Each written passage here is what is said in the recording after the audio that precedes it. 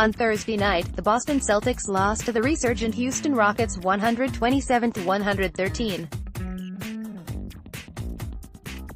It was a loss that has proven to have brought out quite a bit of nervousness and angst from Celtics fans. My role, for once, is to play it cool.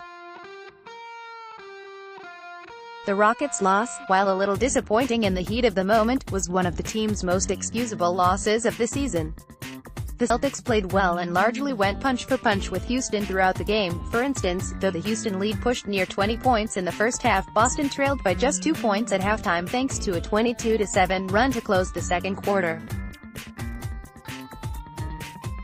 It was a game that ultimately came down to a single run at the start of the fourth quarter, which put the Celtics behind for good. It was a winnable game, which rightfully spawned some frustration, but every team loses some winnable games from time to time. One recurring trend I've noticed throughout this season has been a feverish need to find a scapegoat on the part of Celtics fans. Thursday night, the most prominent victim of this negativity was certainly Daniel Theis, who racked up a team worst of -27 during his 18 minutes on the court. Admittedly, Theis did not play well. He struggled to contain Clint Capella in the paint on a night where the Rockets out-rebounded Boston 54-38, and he was toast whenever Houston forced him to switch onto James Harden, who was at his MVP-like best with 45 points for the night. That's a bad game, however you slice it. Still, it feels as though there's a degree of context that has been lost in the discussion of Theis' performance. He played poorly, but the Celtics were also severely shorthanded in the front court. Al Horford, in just his third game back from a knee injury, remained on a 25-minute limit. He was a 10 in the 24 minutes he played, while Aaron Baines missed his fourth consecutive game with a broken hand, and Robert Williams was a surprising late scratch with a left leg issue. That left Theis, the team's third-string center, to see substantial minutes on Capella, a robot designed in a lab to grab rebounds and catch lobs from James Harden, and a likely All-Star and potential All-NBA candidate. As I discussed a few weeks ago, the Celtics' front court is built to play on matchups, and this particular matchup had Aaron Baines written all over it. What, exactly, should the expectations have been?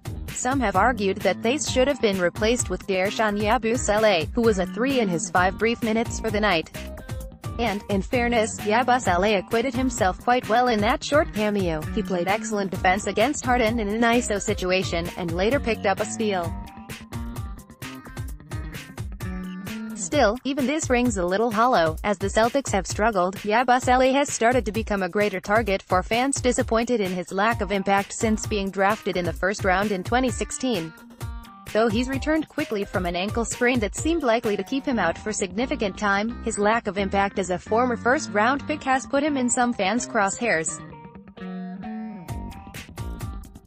And, indeed, as soon as he checked in, I saw people complaining that he was taking the court. This is how these losses have gone all year. If it's not Theis or Yabusele catching the blame, it's Jaylen Brown, who has been struggling with an injury to his shooting hand for a month, or Gordon Hayward, and I really shouldn't need to tell you why that's off base. Marcus Smart still catches flack with regularity, even as he's been the catalyst behind the Celtics' resurgence. He's 10-4 as the starter. Seemingly the only players immune from the mob thus far this season have been Kyrie Irving and Marcus Morris, with good reason, to be fair. This wasn't something we saw nearly as much of last season, and that likely has a lot to do with expectations. After Hayward's season-opening injury, hopes for championship contention became largely unrealistic. The Celtics were playing with house money, and fans were better able to enjoy the ride when they knew the ceiling was probably capped. That's not the case this season, as we perhaps unfairly set much higher expectations for the fully healthy squad. This is the going all-in season. Throughout the summer, the Celtics were consistently the top answer to the question, which team could dethrone the Warriors? Now, as they've struggled to find consistency through the first third of the season, every loss feels a little more impactful, especially as teams like Toronto and Milwaukee have shown flashes of serious dominance. Even as inconsistent as the Celtics have been, though, their chances of a serious postseason run have not really been affected at all to this point. They have the fourth best net rating in basketball, and they've scored wins over all of the Eastern Conference's elite, Toronto, Milwaukee and twice against Philadelphia. When you look at the current landscape of the league, nearly every single contender has been going through sizable frustrations of their own. Toronto can't stay healthy and still hasn't found an on-court balance between Kyle Lowry and Kawhi Leonard. Philadelphia still can't space the floor even a little bit. Denver is missing 3 of their 5 starters, and even Golden State has struggled with injuries and ineffectiveness on the parts of Draymond Green and Klay Thompson. The NBA, as it stands now, is more wide open than it has been in a long time. All of this circles back around to my original point. This Rockets loss was one that does not require a scapegoat. The Celtics lost a competitive game to a good team on a night where they were undermanned in a way that played to that team's strengths.